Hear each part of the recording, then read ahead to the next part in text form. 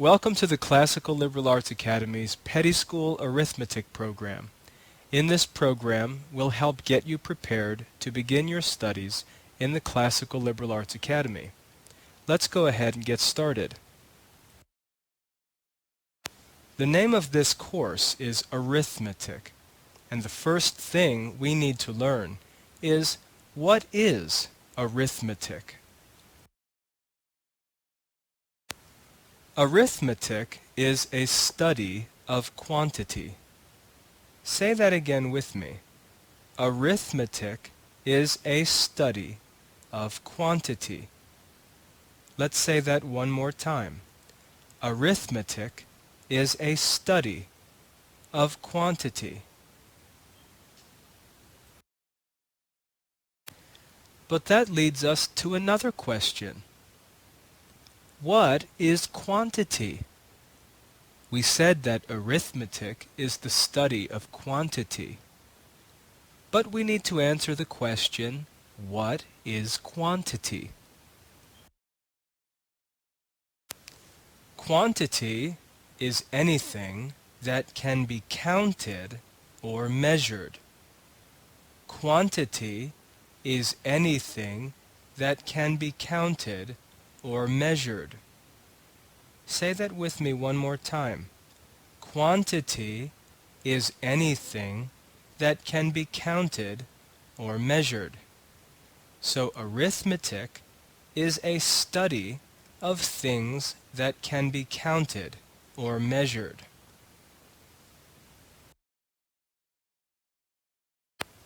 Now that we know what arithmetic is, the next question we should ask is, how can arithmetic help us?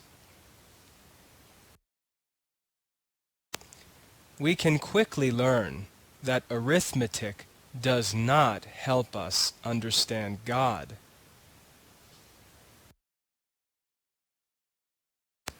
Let me show you why arithmetic cannot help us understand God. Think about this. God is eternal. God was never born. He never had a beginning. God will never die. His life will never end. We cannot count God's age. He is eternal. Another reason why arithmetic cannot help us understand God is because God is infinite. God has no body. He has no head and no feet. He has no top and no bottom. He has no front or back. God is infinite. And God is everywhere. We say that God is in heaven, but truly, God is in every place, all the time. We cannot measure God's size because He is infinite. Another reason why arithmetic cannot help us to understand God is because God is almighty. Nothing is hard for Him. He can create an entire world by just speaking a word. Anything He desires can be done. Nothing is too hard for Him. We cannot measure His power because He is almighty. So as we said, arithmetic doesn't help us understand God. And if we try to think of God as a quantity, if we try to count God or measure God, we'll simply be confused. Arithmetic doesn't help us understand God. But arithmetic will help us understand the things God has made. God's creatures can be studied by arithmetic because His creatures are not eternal like God. They were made. They have a beginning and they have an end. God's creatures are not infinite. They do have bodies. They do have a front and a back, a top and a bottom. They are not infinite. And God's creatures are not almighty. They cannot do whatever they wish. We can measure their power. Therefore, arithmetic will help us to understand the things God has made. Arithmetic will help us to count and measure all sorts of quantities. We'll be able to measure how big the sun is. We'll be able to count how many marbles are in a bag of marbles. We'll be able to measure how tall a giraffe is. We'll be able to say how many fingers someone is holding up on their hand. And we'll be able to count how many coins are in a pile of money. Arithmetic will help us to count and measure all sorts of quantities. But there are some quantities that are so great that we may not be able to count or measure just because we won't live long enough. We will never be able to count how many grains of sand are in the desert, but that's still a quantity. And we will never be able to count how many drops of water are in the ocean, but it's still a quantity. Maybe we cannot count it, but it can be counted, and we know that God can count it. Therefore, even very great quantities still can be studied in arithmetic. In Petty School Arithmetic, we will learn to count to 1,000, to read any number, and to write any number. We will also learn to add and subtract. You'll be able to count to 1,000, read any number, write any number, add, subtract. Does that sound good? If that sounds good to you, then let's begin our first lesson in arithmetic. This is going to be fun. First, we need to learn how to count. If you already know how to count, that's okay. There's a lot more to learn. How many pennies are in this picture? Point to the pennies and count them. You should have counted 1 penny. Point to the penny and count 1.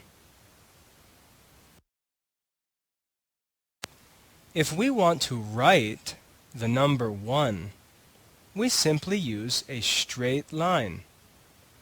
Trace the number 1 on your screen with your finger and say 1.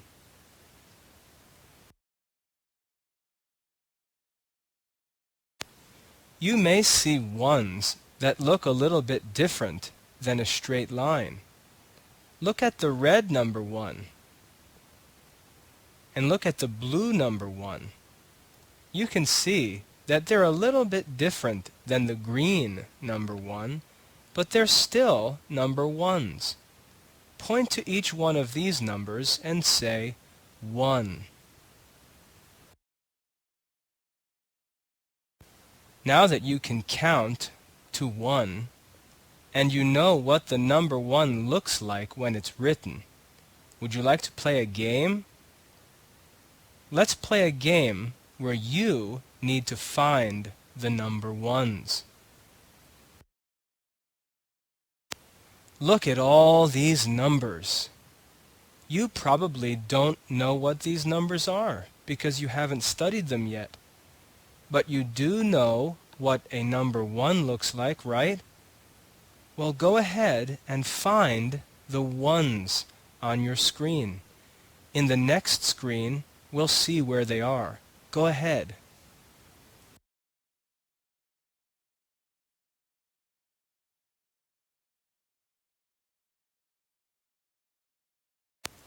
There they are.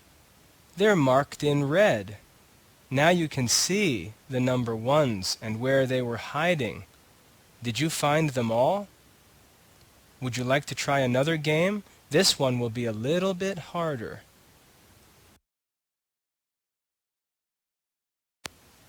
Wow, a whole new set of numbers. And these numbers are a little bit fancy. But still, you should be able to find the number ones. Go ahead and look for the number ones, and in the next screen, we'll see where they are.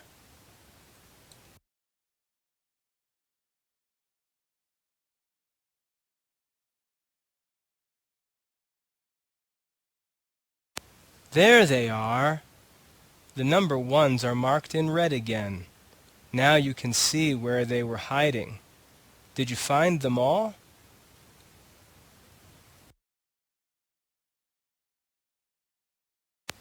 Now let's count some more. How many pennies are on this screen? Point to each penny and count. 1, 2. There are 2 pennies on this screen.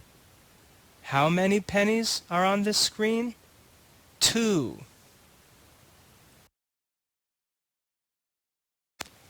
We've already learned how to write a number 1. This is how you write a number 2. There are 2 pennies on this screen, and we write a number 2. Trace the number with your finger and say 2.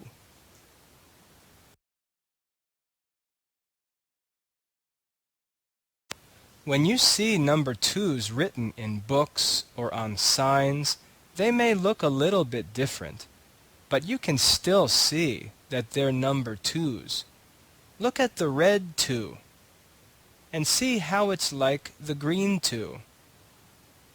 Now look at the blue 2. That's a fancy one, but you can still see how it's shaped just like the green 2. 2s may look different in different writings, but we can still see the shape of a number 2. Are you ready to try another game?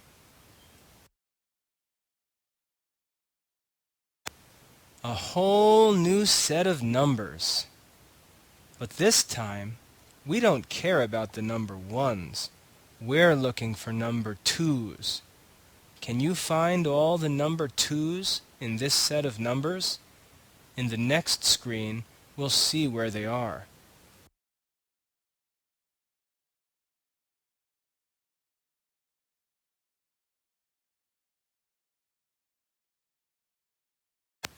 There they are.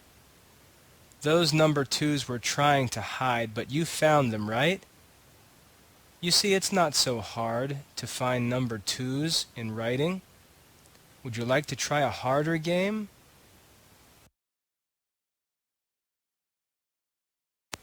Again, we've got some fancy numbers here, and those 2s are trying to hide.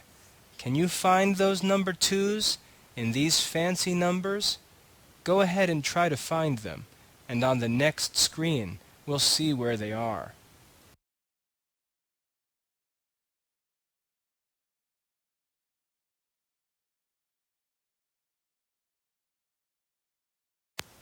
There they are. You see the number 2s in red? They were trying to hide on us, but I bet you found them all, didn't you? You see, it's not hard to find number 2s in writing. As long as you know what the shape of the number 2 looks like, you can read number 2s all the time. Let's count some more. How many pennies do you see on the screen now? Point to each penny and count. 1, 2, 3. There are 3 pennies on the screen.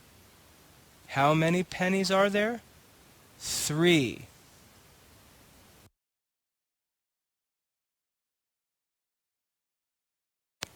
Now we can learn how to write a number 3.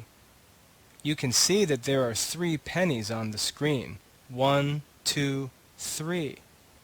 And if you look, you can see what the number 3 looks like when we write it. Trace the number with your finger and say 3.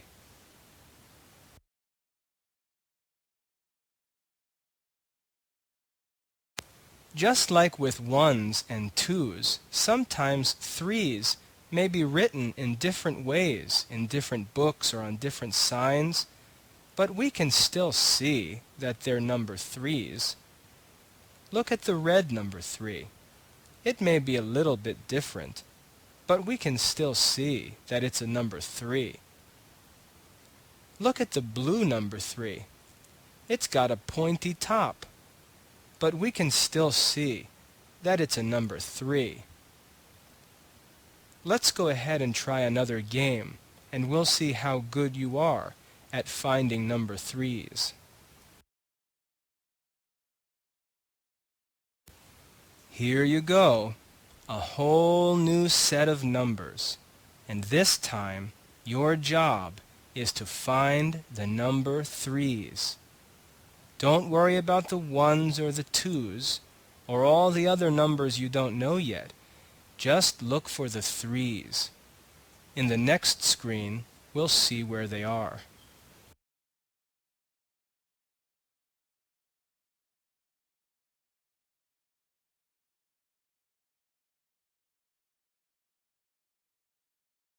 There they are.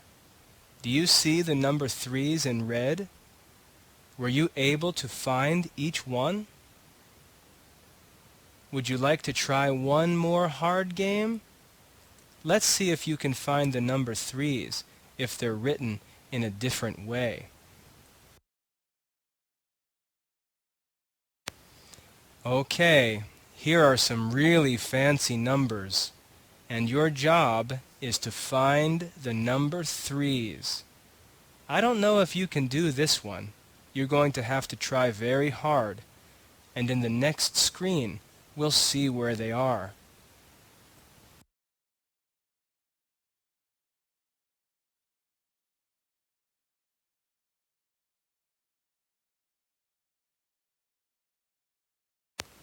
There they are. Do you see those number 3s in red? You can see that they're the kinds that have the pointy tops, just like we saw before. Were you able to find them? I hope so. If not, go back and try the games again. Or you can have Mom or Dad or a brother or sister just write out lots of numbers for you on a piece of paper, and you can find all the 1s, 2s, and 3s. Go ahead and try. You should be able to find them anywhere.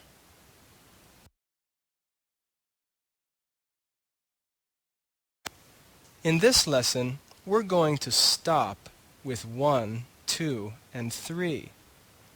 You need to practice and make sure you have those really mastered before you learn any more. But if you want to learn some more, we can learn 1, 2, and 3 in Latin. How about some Latin?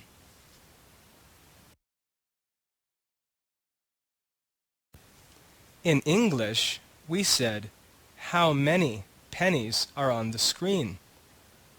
But in Latin, we ask, quot sunt? Quot sunt? Point to the penny and count in Latin. Unus. Unus.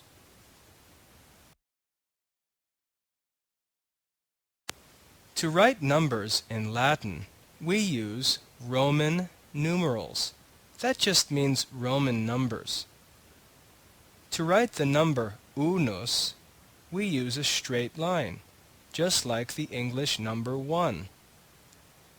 Trace the number with your finger and say unus, unus.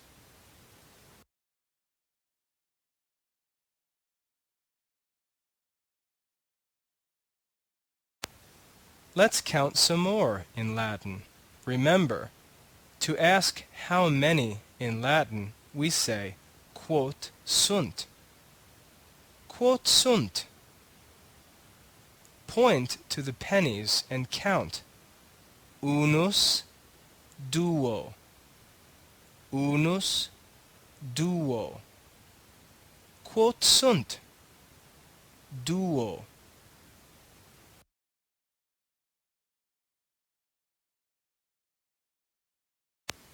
Now here is where Roman numerals are very different from English numbers.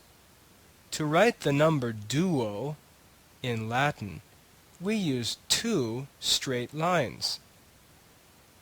Trace the two straight lines with your finger and say duo, duo.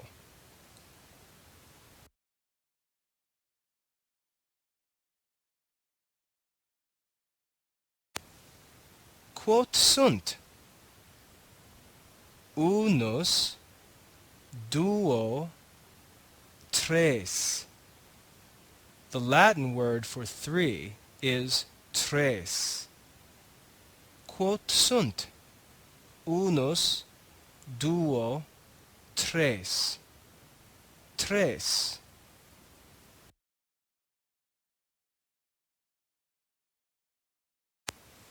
You can remember that to write the Roman number duo, we used two lines. Well, to write the Latin number 3, we simply use 3 lines. Unus, duo, tres. Trace these 3 lines and say unus, duo, tres.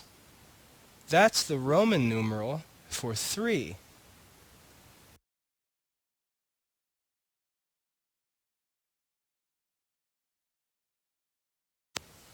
We're going to stop here. You've learned a lot, and this is only your first lesson in Petty School Arithmetic. Now it's time to go back, study everything again, and learn it all perfectly. We want perfect knowledge. We don't want to be lazy students. So go back and study and finish the rest of your assignments. You have writing worksheets to do and an exam to take with your parents.